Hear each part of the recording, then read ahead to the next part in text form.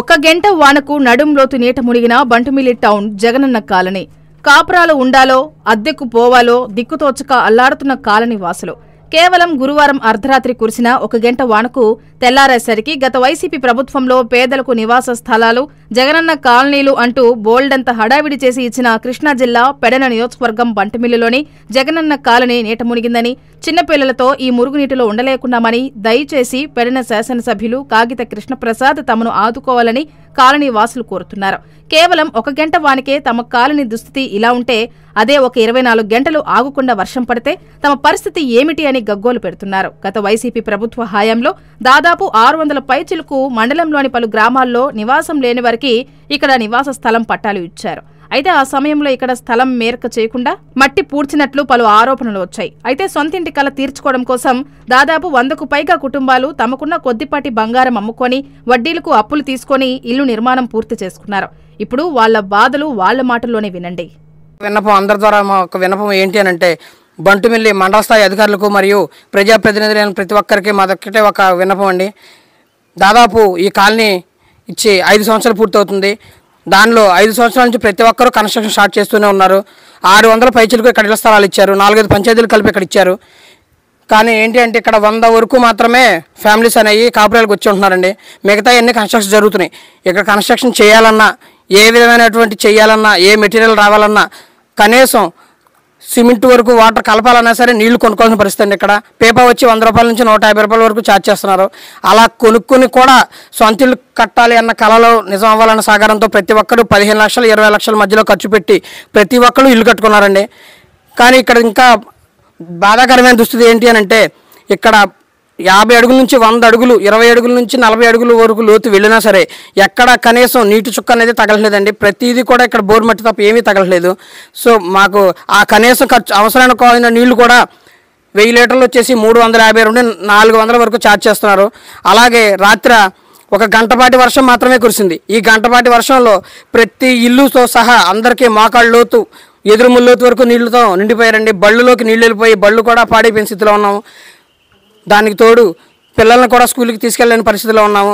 రేపో మాపో ఈ 2-3 నెలలు కూడా అందరూ ఉన్నాయి. ఏంటి అంటే ఈ 2-3 నెలలు బయటికి వెళ్ళిపోయి మళ్ళీ అద్దెలకు వెళ్ళిపోవాలని ఆలోచనలు ఉన్నారండి.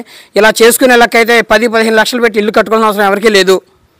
ఇలా అద్దెలకు వెళ్ళకోకుండా ప్రస్తుతానికి అధికారులు ఉన్న అందరూ, తర్వాత మండల స్థాయి అధికారులు అందరూ ఎంతో కొంత దయచేసి మా యందు దయ ఉంచి ఈ యొక్క మెయిన్ రోడ్డు ఒకటి, తర్వాత ఈ వాటర్ ట్యాంకర్లు అనేవి కూడా ఏర్పాటు చేయాలని చెప్పి మనవి చేసుకుంటున్నానండి. ఇంకో విషయం ఏంటంటే, ఈ మా కళ్ళొత్తి నీళ్లు ఉండటం వల్ల మా కనీస అవసరాల కోసం అయినటువంటి నీళ్లు కూడా ఆ నీళ్ల వ్యాన్ కూడా రానని చెప్తున్నారండి. మాకు ఏం చేయాలనేది కూడా మాకు అర్థం కావట్లేదు. ఇక్కడ ఉండాలో లేకపోతే ఇల్లు తాళాలు వేసుకుని వెళ్ళిపోవాలో కూడా తెలియని పరిస్థితిలో ఉన్నాండి మేము.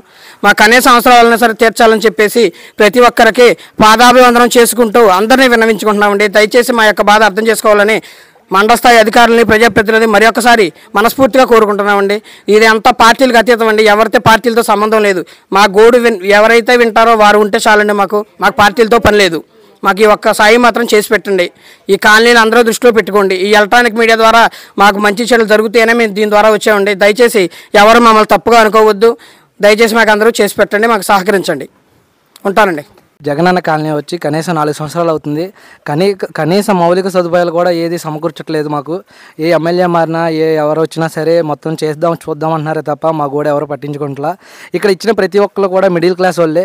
మరీ రిచ్ కిడ్స్కి ఇవ్వలేదు, మరీ లో కిడ్స్కి కూడా ఇవ్వలేదు, మిడిల్ క్లాస్ వాళ్ళకి ఇచ్చారు. ఉన్నాయి లేని అన్ని లక్షల అప్పులు తెచ్చి వడ్డీలకు తెచ్చుకుని అందరూ బిల్డింగ్లు కట్టుకున్నాం. ఈ లక్షల వడ్డీలు కట్టుకుంటా నెల అద్దెల్లో ఉండాలంటే ఉండలేకపోతున్నాం. మాకు కనీసం మౌలిక సదుపాయాలు, కనీసం మెయిన్ రోడ్ అనేది కూడా కొంచెం ఏర్పాటు చేస్తే మేము కొంచెం వాళ్ళ పేరు చెప్పుకుంటాం. కాగిత కృష్ణప్రసాద్ గారి దగ్గరికి 2-3 సార్లు వెళ్ళాం. సార్ చేసి పెడతా అన్నారు. సార్ ఈ యొక్క విషయాన్ని మమ్మల్ని దృష్టిలో పెట్టుకుని మాకు చేసి పెట్టాలని మేము కోరుకుంటున్నాం. నమస్కారం అండి. మాది బంటుమిల్లి గ్రామ మండలం.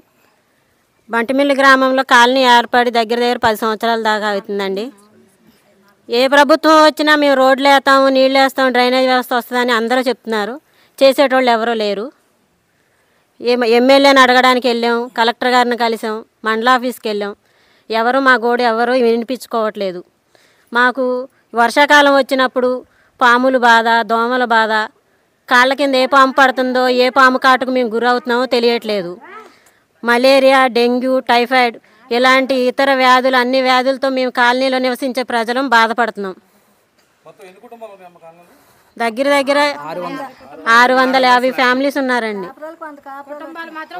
100 కుటుంబాలు ఉన్నాం. 2 సంవత్సరాలు మట్టి బాధపడుతున్నాం నీళ్ళలో పడి పిల్లలకైనా.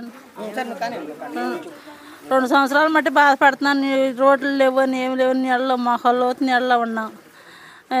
పిల్లల కాడ పళ్ళకి వెళ్తా కాడ ఇబ్బంది పడిపోతున్నారు. ఏటికి వెళ్తాకన్నా బండ్లైనా ఏనైనా మొక్కలు నీళ్ళలో పైకి వస్తున్నాయి నీళ్ళు. ఎటుకి వెళ్తా అవకాశం లేదు. అదే ఈ కాలనీలో బోరు అనేది ఏ రకంగా కూడా పడతలేదు. మాకు మరి నీటి సౌకర్యం కల్పిస్తారని మేము చాలామందిని అడిగి చూసాం. ఏంటి మాకు ఏ రకమైన పనులు జరగట్లేదు. రోడ్డు కూడా ఇక ఈ నీళ్ళలో వాలనొస్తే ఈ నీళ్ళలో ఇట్లా తిరగాల్సిన పరిస్థితి ఏర్పడుతుంది. ఏంటి అందరికీ నమస్కారం.